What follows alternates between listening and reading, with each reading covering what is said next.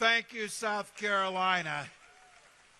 Thank you for so many reasons, but thanks for giving Jamie Harrison to the country.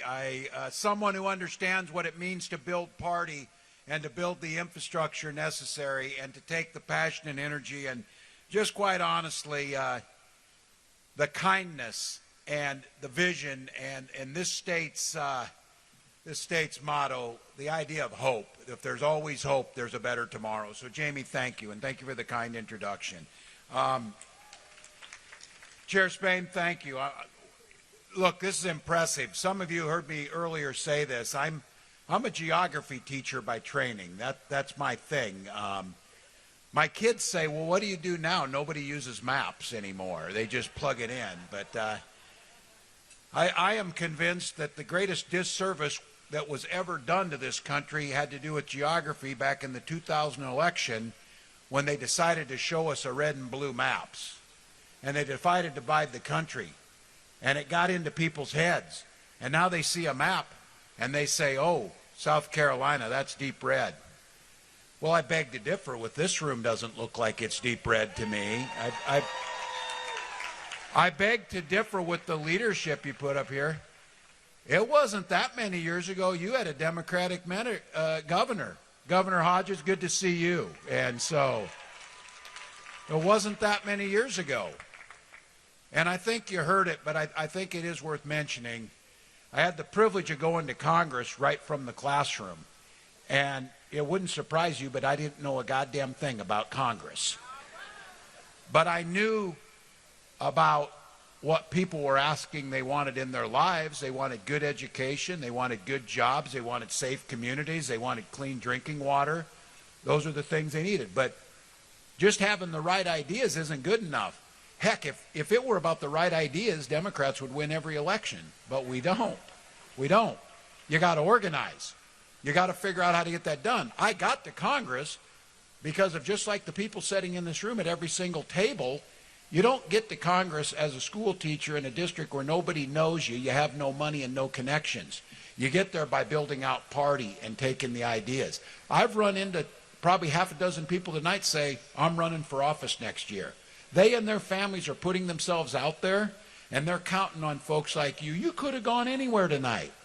With your time, your talent, and your treasure, you came here. You came here because you love this state and you love the country. And you're willing to put in the work to build up and elect those people.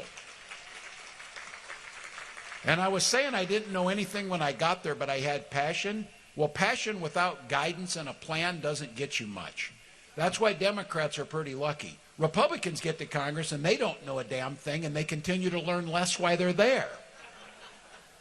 Democrats get there and they find mentors. I was lucky enough to find one in Jim Clyburn, who showed me what it means to be an elected official, to be a member of Congress, to understand how the system works, to build coalitions, to show the patience and the drive necessary to pass legislation to improve lives.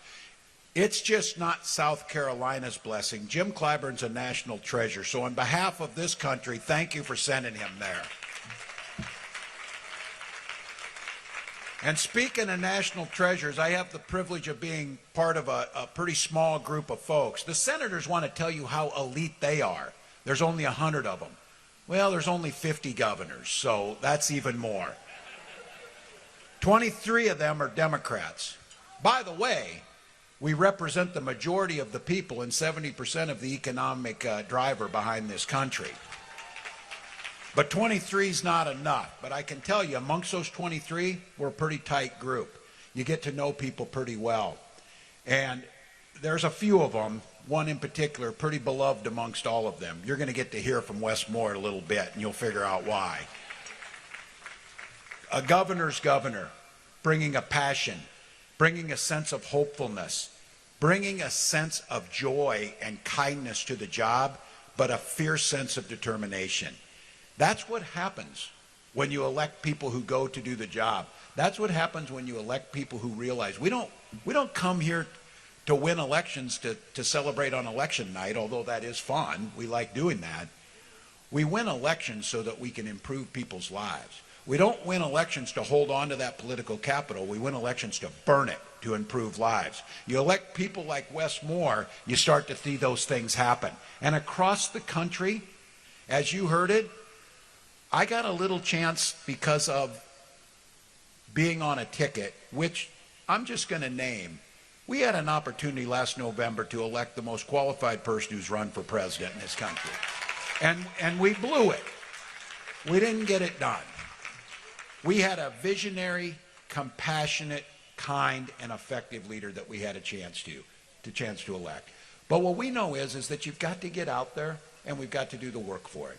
We've got to make the case that we can talk to the American public and get it done. But I'm telling you, we have got to get it out of our heads that we can win the presidential election in 7 swing states. We have got to get that out of our head. It is shrinking our impact. And more importantly than that, it's leaving the people behind who most need us to win elections so that we can improve their lives.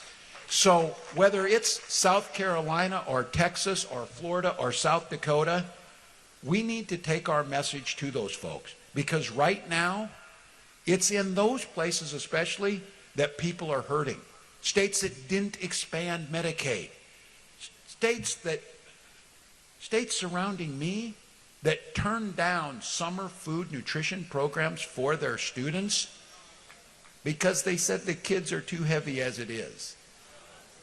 That's spoken like someone who never understood what it means to see your kids not get enough to eat.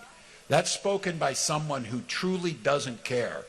I'm pretty sure it was probably spoken by someone who sure goes to the front pew on Sundays, but they're not willing to be there when it's time. And by the way, Pastor, I got to tell you, I'm Norwegian Lutheran. We need more of that fire we heard up here. I would go to services more, I'm telling you, if we did that, so just so you know. But thank you all. I'm going to get a chance to speak a little bit at your convention tomorrow. But the thing I would leave it with is we're in fellowship tonight. We're spending time. We're sharing our values. But this is the work that has to be done.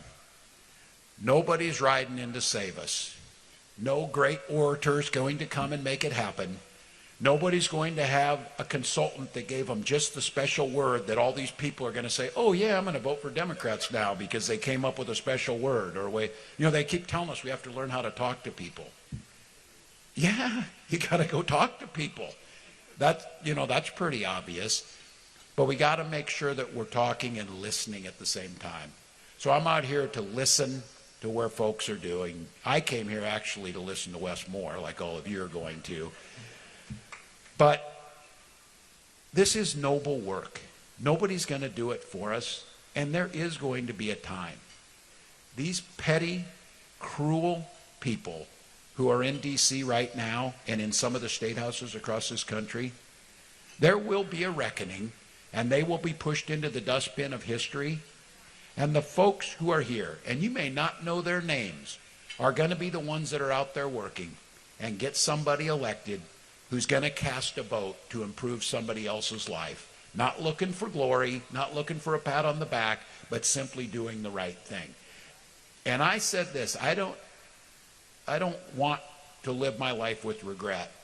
And that day when we're sitting on that porch in that rocking chair, and our grandkids and great-grandkids are going to be saying, what in the hell were you people thinking? Electing that guy. And you're going to be able to say, oh, no. What I was doing is making sure when that guy's gone, things come back better. So South Carolina, let's do that. Thank you for having me, and enjoy the rest of your meal.